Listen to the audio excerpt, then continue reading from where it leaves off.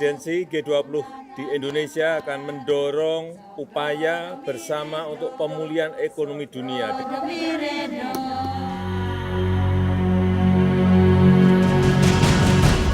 Kita ini memiliki potensi, memiliki pasar digital yang berkembang dan sangat besar sekali. Jangan ambil nanti orang lain.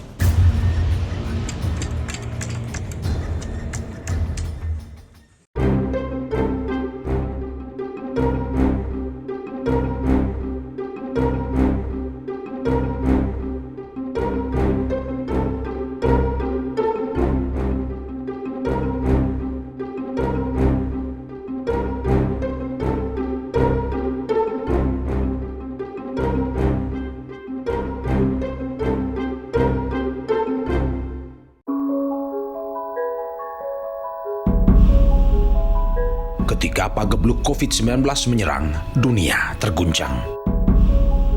Negara kita tiada luput dari terjangan virus corona. Lebih dari 157.000 jiwa terenggut nyawa. Sementara 6,3 juta penduduk terkonfirmasi positif terpapar corona. Pandemi tak pelak jua menghantam sektor ekonomi bangsa Indonesia.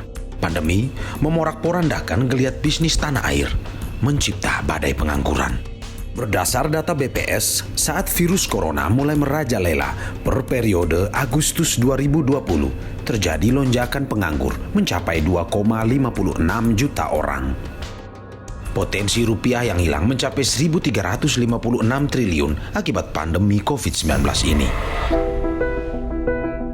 Saat ekonomi bergelut dengan pandemi, digitalisasi bak satria penyelamat. Didorong perubahan pola konsumsi akibat pandemi, ekonomi digital Indonesia tumbuh pesat, menjadi yang terbesar di kawasan Asia Tenggara.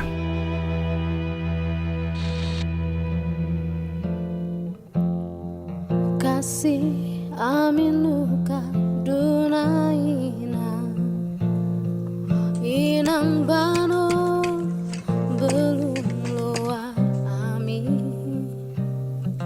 ganum manu anakiu bano jani dopo inang pota tota laing tomain. Mama Inosensia, sapaan akrab Inosensia da Mendes, begitu sumringah kala digitalisasi menyentuh hidupnya.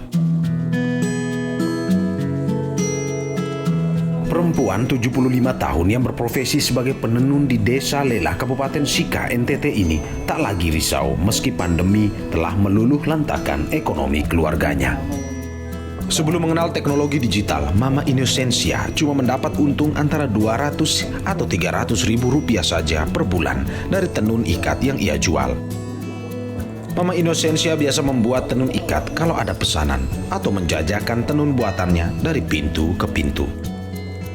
Ada kalanya orang pesan lebih dulu baru saya buat, ada kalanya saya buat, sesudah mereka lihat baik, mereka datang beli. Jual di kantor. Selain itu jual di pasar? Tidak, kalau di pasar di kantor, dengan di biara-biara pakaian-pakaian romo-romo. Kalau mau habis itu biasanya datang pesan di sini. Bagi para perempuan Sika, Maumere, Nusa Tenggara Timur, menenun bukanlah sekedar pekerjaan biasa, tapi warisan budaya turun-temurun.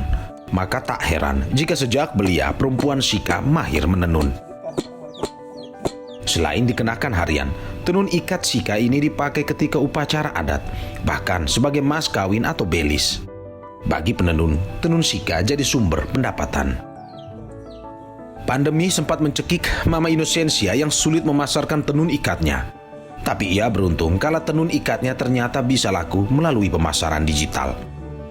Mujur, ia bertemu dengan Valentino Luis, pemuda asli Sika yang mahfum pemasaran digital. Mama Inosensia menerima usul Valentino yang mengajaknya bekerja sama. Usia yang tak lagi muda membuat Mama Inosensia sukar mengoperasikan peranti elektronik. Tapi bukan berarti ia tak melek konsep digitalisasi. Valentino mengonsep Inosensia handwoven setelah banyak orang menyukai tenun ikat yang ia kenakan. Gagasan ini muncul usai kepulangannya menempuh studi di Jerman tahun 2014 silam. Tiba di kampung halaman, hatinya miris. Sebab di balik indahnya tenun ikat, penenun tak punya penghasilan yang baik. Beberapa di antara penenun lainnya masih kesulitan menggaet konsumen. Ia lalu mentransformasikan penjualan tenun ikat dari konvensional ke digital. Pandemi bukan halangan.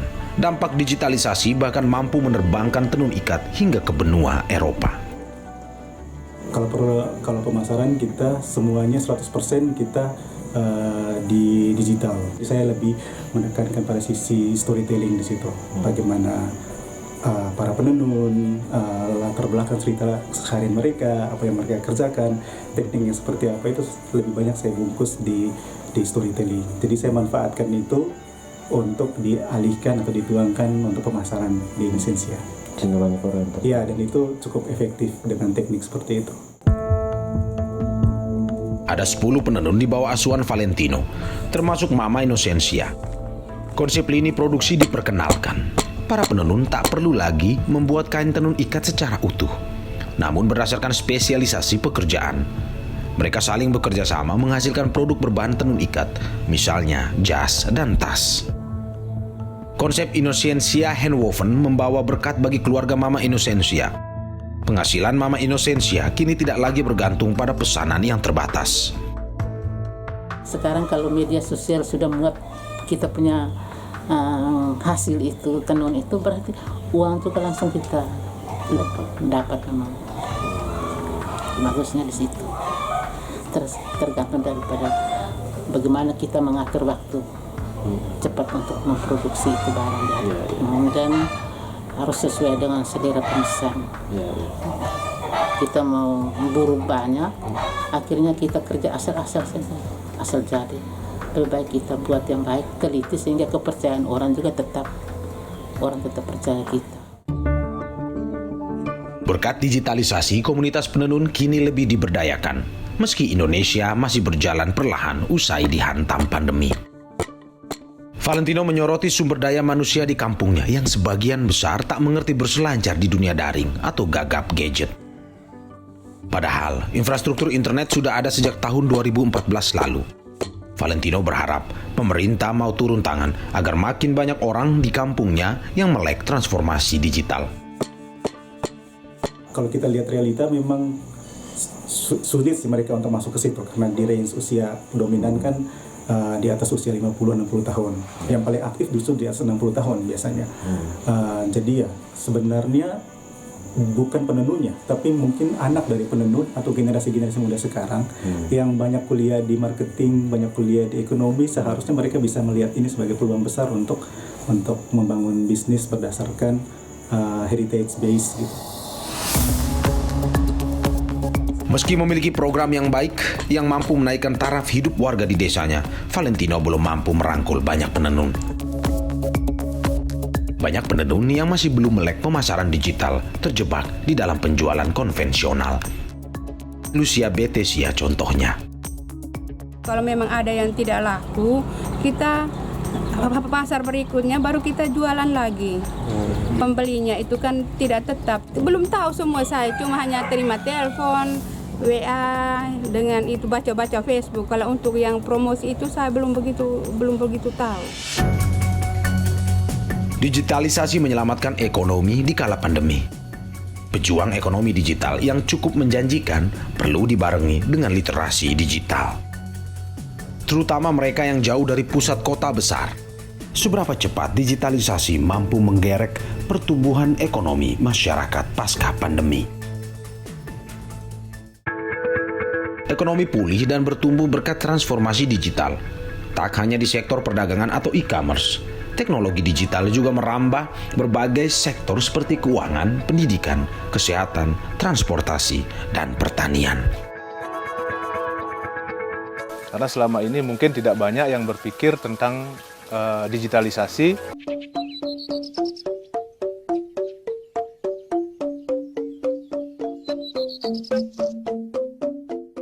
Bali begitu magis. Pesona buana nan indah dan lekat nilai budaya jadi daya tarik Bali. Alam Bali amat memikat. Tak heran apabila turis domestik maupun mancanegara ingin singgah ke Bali. Tetapi Ketika pandemi melanda, Bali menjadi sepi. Geliat pariwisata lesu. Ini tentu saja berdampak pada pendapatan warga Bali.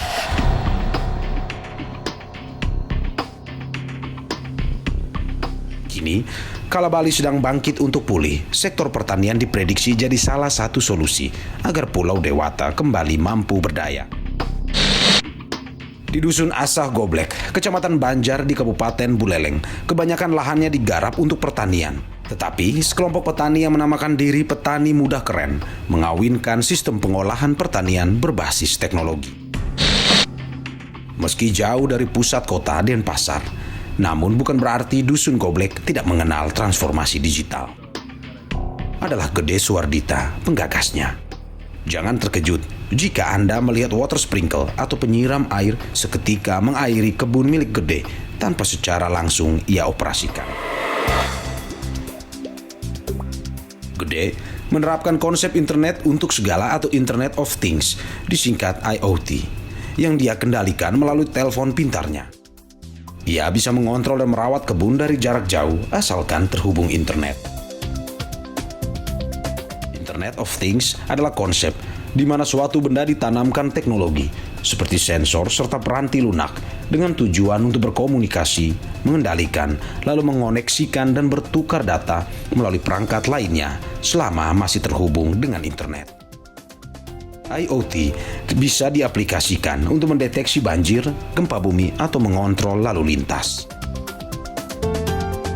Melalui IoT, Gede bisa mengecek tingkat kelembaban tanah, pH tanah dan air, curah hujan per menit atau per jam, hingga mengetahui temperatur udara di lahannya bertani. Ada pula opsi kamera pengawas sehingga ia bisa memantau dari jarak jauh.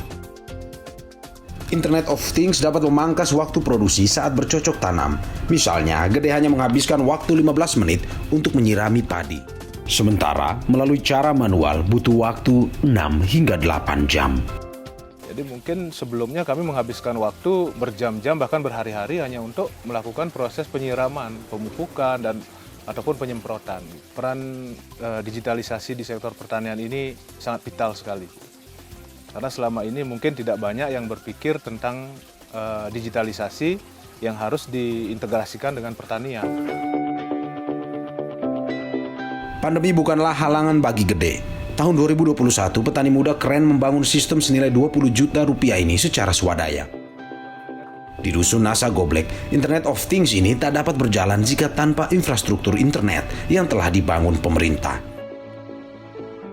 Kendalanya pada saat ini yang paling besar adalah ketersediaan pasokan jaringan internet. Jadi kami menyiapkan juga tombol di kebun itu, di alat itu kita pasang juga perangkat manualnya.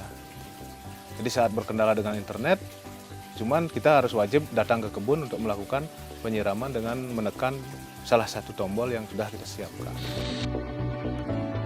Mengaplikasikan digitalisasi, para petani kini mendapat keuntungan berlipat. Melimpah ruah hasil panen serta efisiensi biaya yang mencapai 70%. Sebab melalui IoT, petani bisa mendapat informasi mengenai ragam tanaman yang cocok dikembangkan sesuai kondisi terkini di lahan pertanian. Kemudian dari sisi sustainable-nya juga, pertanian ini kan harus berkelanjutan. Jadi harus ada regenerasi pertanian. Jadi dengan adanya Internet of Things ini, sehingga anak-anak muda mampu berpikir positif tentang pertanian, bahwa pertanian itu sebenarnya keren. Komang Casnama awalnya asing dan tidak mudah mempelajari konsep IoT. Namun ia bersyukur sebab kelompok petani keren mengajarinya literasi digital. Ya di awalnya seperti diceritakan tadi oleh Pak Gede ya memang sulit. Ya gaptek lah tentang teknologi. Itu ya aplikasinya itu mungkin dia cara-caranya ya. Sejak mengaplikasikan Internet of Things, ia merasa diuntungkan. Itu kalau dulu pakai saya pestisida itu mitir itu bunga itu saya petik 10 kali panen itu maksimal udah mati dia, udah cabut. Tapi setelah saya pakai organik apalagi pakai sistem IoT ini itu sampai 20 kali panen dan luar biasa sekali ketahanan hidup tanaman. Sayangnya, digitalisasi di bidang pertanian ini belum menjamah banyak petani di Dusun Goblek. Infrastruktur dan literasi jadi kunci utama. Transformasi digital mampu diterima masyarakat Indonesia. Pemerataan keduanya menjadi modal agar para pelaku ekonomi bisa bangkit kembali dari keterpurukan selama pagebluk. Nah, selama infrastrukturnya belum ada, memang agak sulit untuk bicara tentang literasi. Ya, literasi comes after infrastruktur. Jadi, memang akhirnya akan terjadi semacam polarisasi bahwa tidak bisa dipungkiri manfaat dari pandemi ini terasa sekali. Ya. Terutama untuk UMKM untuk bisa floating, ya, dapat market baru bahkan, atau segmen produk baru. Pemerintah menangkap peluang besar dari terciptanya ekosistem digital. Ekonomi digital dinilai menjadi penopang perekonomian Indonesia selama masa pandemi COVID-19. Jadi kalau kita lihat perkembangan mutakhir, ya dibarengi dengan pandemi COVID-19, ya ketika transaksi ekonomi itu yang secara fisik jadi terbatas, maka kita melihat teknologi digital menjadi exit strategi. Ya betapa pentingnya sektor digital, betapa pentingnya transformasi digital, karena ekonomi sekarang ini bergerak ke arah ekonomi digital. Berdasarkan laporan ekonomi SEA 2021 yang dikeluarkan Google, nilai ekonomi digital Indonesia diprediksi mencapai lebih dari 2.000 triliun rupiah pada tahun 2025. Bahkan pada 2030 diproyeksikan lebih dari 4.700 triliun rupiah atau tumbuh 5 kali lipat dari saat ini dengan kontribusi terhadap PDB mencapai 18%. Pengembangan ekonomi digital menjadi salah satu strategi utama transformasi ekonomi Indonesia. Proyeksi ledakan ekonomi digital bisa tercapai jika Indonesia mampu memanfaatkan ruang digital dan menghindari penyalahgunaan teknologi informasi. Lantas, bagaimana negara menjawabnya? Digitalisasi sejatinya bukan hanya milik segelintir orang. Membuat masyarakat agar melek dan cakap digital menjadi salah satu kunci untuk menghadirkan transformasi digital yang inklusif. Tapi nampaknya tingkat literasi digital masyarakat atau kecakapan memanfaatkan media digital dan jaringan internet masih perlu ditingkatkan. Literasi digital kurang, kecepatan transformasi digitalnya masyarakatnya kurang siap, hanya jadi pengguna tapi belum sebagai security awareness ataupun kesadaran akan keamanan menggunakan teknologi itu masih rendah. Nampaknya kita butuh kita butuh sequential proses untuk membangun sisi literasi ini. Proporsi UMKM memiliki website untuk marketing di Indonesia itu hanya setara dengan Laos, Kambodia, dan Myanmar. Which is sebenarnya rapot yang mengkhawatirkan menurut saya. Pemerintah mengklaim memiliki rancangan program agar literasi digital menyentuh semua kalangan anak bangsa.